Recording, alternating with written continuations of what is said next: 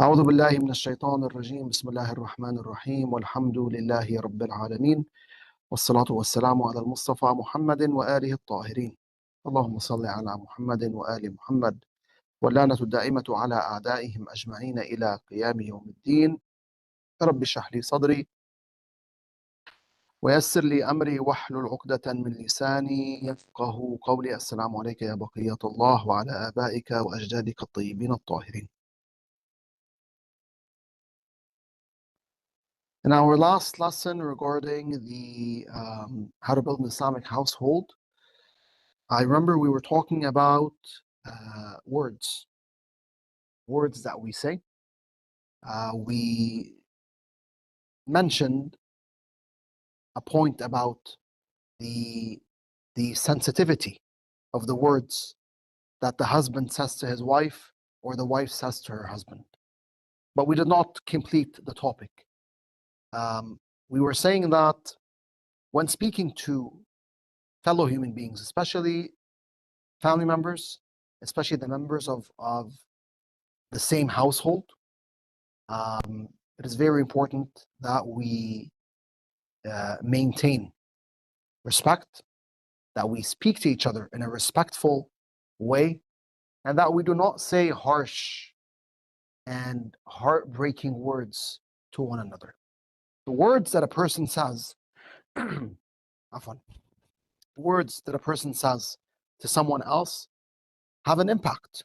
They have or can have an impact on that person or on his family or even on his society. It all depends on what you're saying and who you're saying it to. Long story short, the words of the human beings are part of his actions, and there's a lot of recommendations from Allah Azza wa Jal or Ahlul Bait alayhim salam pertaining to what should be said or what should not be said. When you look at the Quran or the narrations, you find a good amount of texts, nusus, that speak about the tongue. Watching your tongue, preserving your tongue, abstaining from saying unlawful words. I've said this once and I'll say it again. When you look at the chapter of taqleed, right?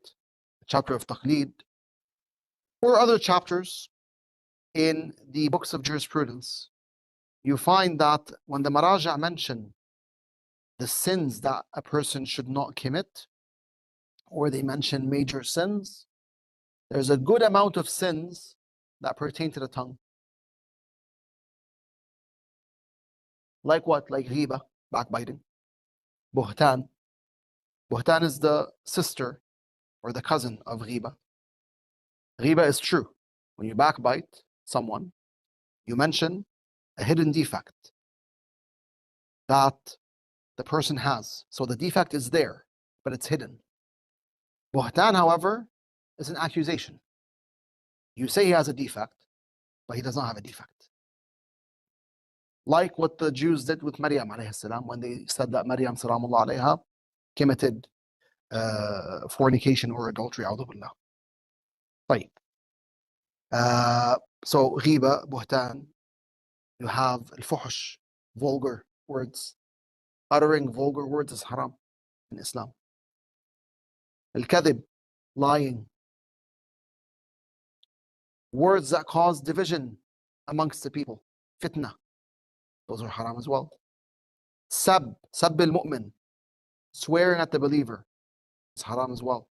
So you have a bunch of words that Allah does not want me or you to utter. Now, when we look at family relationships, whether we're looking at the relationship of a father with his son or vice versa, a mother with her son or daughter or vice versa, a husband with his wife and vice versa, etc., it's really important that we watch our tongues and we avoid saying harmful and abusive words, because the word has an impact on the person, and it can really ruin a person's relationship with his spouse or with his relative. Sometimes you say one word, but that word is enough to cause a lot of damage to the relationship between you and your relative or you and your spouse. Hence, when you look at the narrations of Ahlul Bait, you find many narrations where they tell you and I, Salamullah alayhim, to watch our tongues. Let me share one narration with you in Al-Kafi عن أبي عبد الله عليه السلام في حكمة آل داود. He mentions a wise word that the progeny of David, Salamullah alayhim,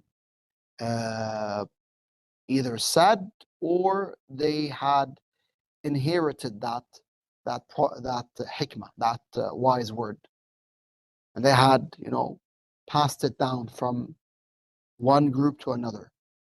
على العاقل أن يكون عارفا بزمانه. It is upon the intellectual to know his era, meaning to know the affairs or the issues pertaining to his era. For example, he should know in general what's happening. Okay? Obviously, you won't know every single detail regarding the events of your era, but you should have general knowledge of what's taking place. He should know, for example, whether the era is a just era or an unjust era. Meaning, is there more dhulm in his era than justice, or is there more justice than oppression, than dhulm? Okay? Because based on that knowledge, his behavior will differ during that time. مقبلا على شأنه. He should also focus on himself and on his own affairs. So a person shouldn't preoccupy himself with what others are doing, with the faults of other human beings. He should focus on himself, on removing his own faults, on becoming a better person, on acquiring virtues. Yes, he should not neglect his community, he should not neglect his people, and should perform amr bil ma'ruf wa nahi an al munkar. He should enjoin good and forbid evil. So if he's preoccupied with what people are doing, in the sense that he's aware of what they're doing and he's sad, he's disturbed, because he knows that people are falling into various kinds of sins, and he's thinking, what can I do to save these people? What can I do to help them? That's good. His worry here, his worry is good. But if he's preoccupied with people in the sense that he just likes to witness the faults of others and to be aware of their mistakes, to be aware of their sins, without planning, he's not actually planning to do amr bil ma'ruf wa nahi anil munkar, or he's spying on others. He spies, he asks, what happened with fulan, what happened with fulan. He wants to hear that this person sinned, this person committed this bad deed, right? And that's obviously awful. That's really bad. So the Imams here teach us, alayhim salam, to worry about ourselves. Yes, worry about your community in the sense that you want what's best for your community. You want to uphold the obligation of enjoining good and forbidding evil. You want to protect your community from misguidance. That is good. But don't preoccupy yourselves with others to the point where you forget about yourself, or you spy on others, and or you simply want to discover other people's faults. Why? If Allah is Sattar, right? If Allah Azza wa Jal conceals my sins and the sins of others, why should I come and try to discover other people's sins? No, that's not my duty. So that's the meaning of مقبلا على شأنه. Last but not least, حافظا للسانه. He should be a person who preserves his tongue. meaning he doesn't allow himself to utter words that anger Allah and words that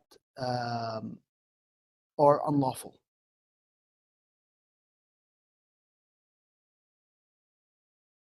This is what a general piece of advice that applies to people in general. Afwan. The piece of advice does not only apply to the relationship of a husband with his wife and vice versa. It applies to anything that you say.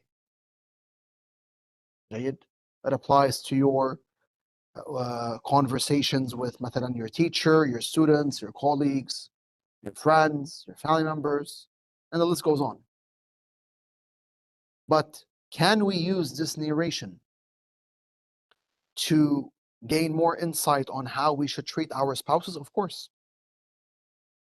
If I'm required to do hifd al-lisan in general, then obviously I'm required to do hifd al-lisan when I'm speaking to my wife, or when the wife is speaking to her husband. Jayid. And again, we'll repeat the statement because it's very important. Sometimes one of the two spouses will say a word that will greatly damage their relationship. And because of that word, perhaps they'll go through months or maybe years of problems. We have to be careful. Then again, good words have what? Good effects. Did I share the hadith with you? The hadith of Rasulullah sallallahu alaihi wasallam, where he speaks about when a husband says, I love you to his wife? We did? Yeah? What does the hadith say? I think you said the hadith, but we didn't really go into detail. Oh, we didn't mention it, right? Here. 2 months ago? Oh, wow. Well, let me share it with you quickly and then we'll conclude the lesson. This one is also in Al-Kafi. عن أبي عبد الله عليه السلام قال قال رسول الله صلى الله عليه وآله قول الرجل للمرأة إني أحبك لا يذهب من قلبها أبدا. The Prophet says, صلى الله عليه وآله, Imam al-Sadiq says that the Prophet said, when a man says to his wife, I love you, that word does not come out of her heart. Meaning it leaves an effect that is continuous. Obviously, the effect is positive. A continuous positive effect. Subhanallah. No? لا يذهب من قلبها أبدا. It does not leave her heart. Hence, it's really important for both spouses to mention words of love, to express their love to each other. Both, through actions and through words. Taban, actions are more important because actions speak louder than words. And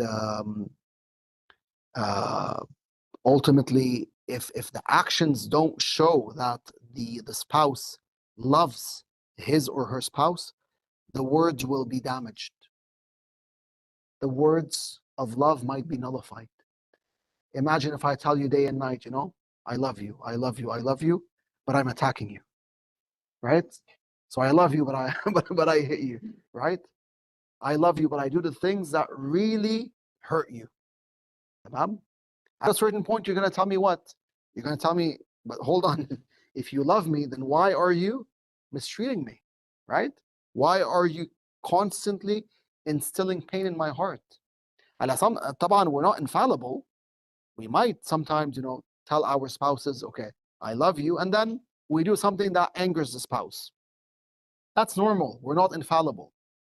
But there's a difference between someone who makes a mistake, someone who constantly mistreats his or her spouse. Yes, he says, I love you, or she says, I love you. But there's constant mistreatment. That's a problem. Here, the words will lose their value. They'll be nullified through the actions.